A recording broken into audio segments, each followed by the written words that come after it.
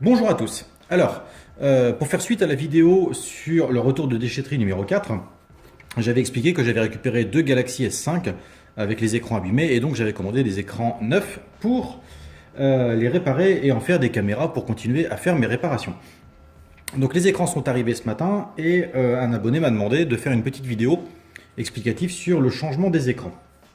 Donc, première chose, quand vous recevez, quand vous avez votre téléphone avec vous et que l'écran est cassé, la première chose à faire, alors, ce que je dis là, c'est valable que et uniquement pour le S5. Vous allez chauffer toute la surface de l'écran. Moi, je chauffe aux alentours de 150 degrés avec un décapeur thermique, et surtout sans insister. Vous tournez autour. Une fois que c'est fait, vous glissez une spatule très fine entre l'écran et le châssis et vous découpez le joint tout autour. Quand vous arrivez vers le bas, vous faites très attention puisque les contacteurs retour et menu sont collés à l'écran. Donc là, il faut les décoller tout doucement avec une petite réglette pour ne surtout pas les déchirer. Si vous les déchirez, il faudra changer le connecteur de charge qui est en dessous, qui vaut une trentaine d'euros. Donc une fois que vous avez fait ça, vous prenez bien soin de retirer toutes les traces de colle qui sont dans les charnières, puisque au moment où vous allez reposer le nouvel écran, il faudra que ça se soit parfaitement propre. Regardez, si on regarde, hop, je fais le tour, on a plein de saleté qui est collé dessus. Et ces petites saletés vont tout simplement faire en sorte que quand vous allez plaquer votre écran sur le châssis, ça peut faire des petites bosses et il suffit d'appuyer un tout petit peu et crac, vous cassez l'écran. Donc surtout, vous prenez bien le temps de nettoyer le châssis avec une lame de couteau, quelque chose d'assez fin mais capable de racler. Une fois que c'est fait, on va donc prendre les écrans. Donc les écrans, vous pouvez les acheter sur eBay. Il y en a quand même pas mal de disponibles. Moi, j'ai un fournisseur, mais qui ne vend que aux professionnels. Donc je ne peux pas vous donner le lien, parce que de toute façon, ça ne vous servira à rien. Mais sur eBay, on peut arriver à en trouver. Sachant qu'ils sont toujours moins chers sur eBay. 2 à 3 fois moins chers que chez mon fournisseur. Mais bon, en tant que professionnel, je suis obligé de me fournir chez un vrai fournisseur qui fournit de vrais produits. Quand je dis vrai produit, c'est tout simplement parce que quand on reçoit, il n'y a pas écrit Samsung sur l'écran. On voit qu'il y a un autocollant qui est posé dessus pour pas que ça se voit. Donc, il y a très grande chance que ce ne soit pas un officiel Samsung. Donc, vous ouvrez le petit sachet. À l'intérieur, vous avez donc un écran, la connectique de l'écran, et vous avez ici un adhésif qui est posé, qu'il faudra retirer et coller sur le châssis. Mais avant ça, on va d'abord tester l'écran, vérifier que tout fonctionne. Pour ça, on positionne l'écran et son contacteur. Ensuite, vous voyez ici toutes les petites soudures qui sont là. Eh bien, elles ne sont pas isolées et elles vont se retrouver face au châssis. Ce qui fait que dans 90% des cas, vous risquez de faire un court-circuit et de bousiller l'écran. Donc pour éviter ça, on va utiliser par exemple ça. On va le glisser entre l'écran et les châssis pour faire office d'isolant. Ça c'est juste pour le test, hein. Une fois qu'on aura vérifié que l'écran fonctionne, on mettra un scotch isolant pour isoler du châssis. Mais ça vous êtes obligé de le faire, parce que si vous ne le faites pas, eh bien, tout simplement vous grillez l'écran. Hop, donc là je précise, on est sur le Galaxy S5 français. Donc je mets une batterie qui est chargée et j'allume.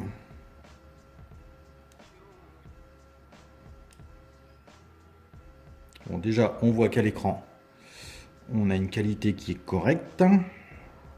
Des fois on a des petites stries ou alors on a l'impression de passer en 800 par 600 tellement la résolution est moche.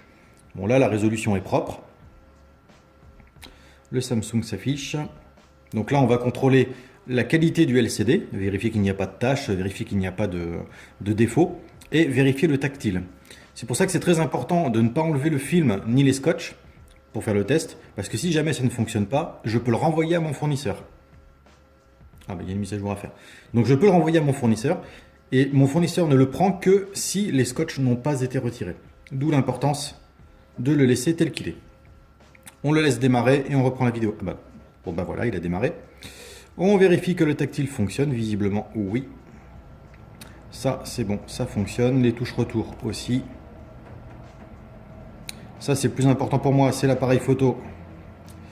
Visiblement, il fonctionne.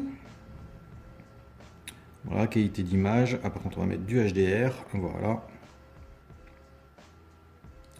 Ok, détection de la fermeture de trappe. Ok, on voit que ça fonctionne. Donc, eh ben voilà, donc ça c'est fait. Par contre, on va aller regarder tout de suite du côté de l'américain. Donc je précise, ces deux-là étaient dans une benne, hein, donc ils étaient censés quand même avoir un défaut. Moi je pense surtout que le premier a été jeté parce qu'un écran de S5 ça coûte encore relativement cher. Si vous ne l'achetez pas sur eBay, il faut savoir qu'il faut compter dans les 80 à 110 euros selon les fournisseurs. Donc ça fait très cher pour un téléphone qui a quand même un petit peu d'âge. Donc là on va démarrer le modèle américain. Bon, lui il a un petit souci. Qui est un souci quand on l'utilise en tant que smartphone, mais qui moi ne va pas me poser problème en tant que caméra. Donc on va le laisser démarrer, et c'est marrant, on va voir qu'au démarrage il a une ROM qui n'est pas du tout habituelle chez nous. Donc là on a le Samsung, et voilà, on a un petit logo, donc ça doit être je pense un fournisseur américain. Je connais pas du tout, hein. Donc là on voit qu'il démarre, pas de souci pour l'activer. Par contre, quand j'essaye d'appuyer sur application, ça ne fonctionne pas. Il vibre, il me fait un bruit, mais me dit que je ne peux pas y accéder. Par contre, si je prends le téléphone, ça marche. Donc c'est comme s'il y avait un défaut, non pas du tactile, mais du positionnement. Donc Internet ne marche pas, message fonctionne, et contact fonctionne aussi. Si on le met de côté, alors j'ai pas la rotation automatique, si pourtant. Ah, ça c'est gênant par contre. Bon, enfin bref. Là, pour moi, celui-là, il va servir de caméra. Donc pour moi, l'essentiel, c'est que dans cette position-là, je puisse mettre l'appareil photo en route. Et voilà, et filmer. Donc celui-ci a un léger défaut. Ça vient pas de l'écran, puisque je l'ai testé avec l'autre écran. J'ai interverti les deux, donc c'est pas un problème d'écran. Donc, il y a un souci au niveau de la reconnaissance du tactile à l'intérieur du téléphone. Mais pour moi, ça ne pose pas de problème, vu qu'il servira de caméra. Bien, maintenant, on va passer au collage. Donc voici comment se présente l'écran. On a une protection verte qui est ici que l'on va retirer. Ensuite, on va avoir la double épaisseur de scotch qu'il va falloir retirer elle aussi. Voilà, c'est du scotch double face. On le retire tout simplement et surtout on ne met pas les doigts dessus, bien évidemment. Maintenant, on va prendre un scotch extrêmement fin et couvrir les petites soudures qui sont là. Voilà, donc j'utilise un scotch très très fin, voilà, transparent. Je prends un peu plus grand que ce qu'il me faut et je vais couvrir la partie qui est soudée ici. Voilà, donc on voit que j'en ai pris un petit peu trop grand, donc on va couper ça. Et ça fera l'affaire. Avant de remonter, toujours bien vérifier que le pourtour du téléphone est bien propre, qu'il n'y a plus rien dans les joints. Et on va venir poser l'écran. Alors là, c'est un petit peu délicat, puisqu'il faut arriver à brancher correctement la prise sans que l'écran ne vienne se coller n'importe comment. Alors c'est un petit jeu de patience, mais quand on a l'habitude, ça y va tout seul.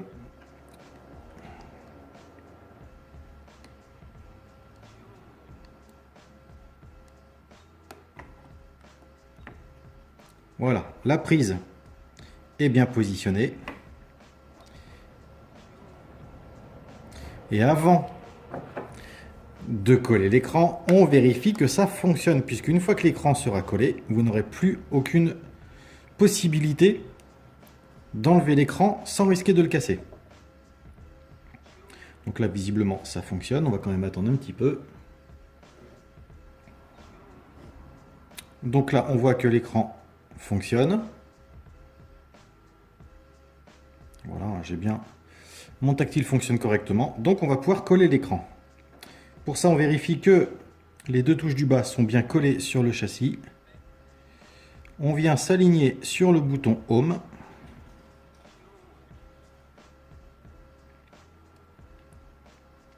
C'est pas toujours le plus simple. Alors, je m'y prends avec mes deux mains.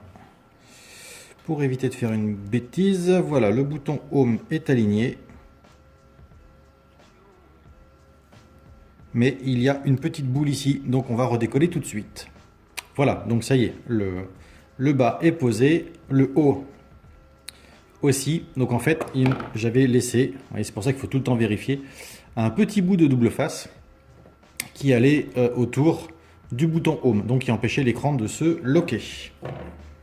Voilà, donc ça c'est fait, on repositionne la batterie, on fait un redémarrage. L'écran fonctionne. Alors vous voyez, on n'a pas le logo Samsung ici, mais si vous frottez avec de l'acétone ou si vous grattez avec une lame de couteau ou quelque chose d'assez dur, le Samsung apparaîtra. C'est juste que je pense qu'au niveau de l'importation, ils n'ont pas le droit de laisser le logo Samsung. Donc voilà, c'était le remontage propre pour un Galaxy S5 pour remonter l'écran. Il n'y a rien de plus à savoir, il suffit simplement de prendre son temps et d'être observateur, comme pour toute réparation. Voilà, je vous remercie d'avoir regardé cette vidéo et je vous dis à très bientôt.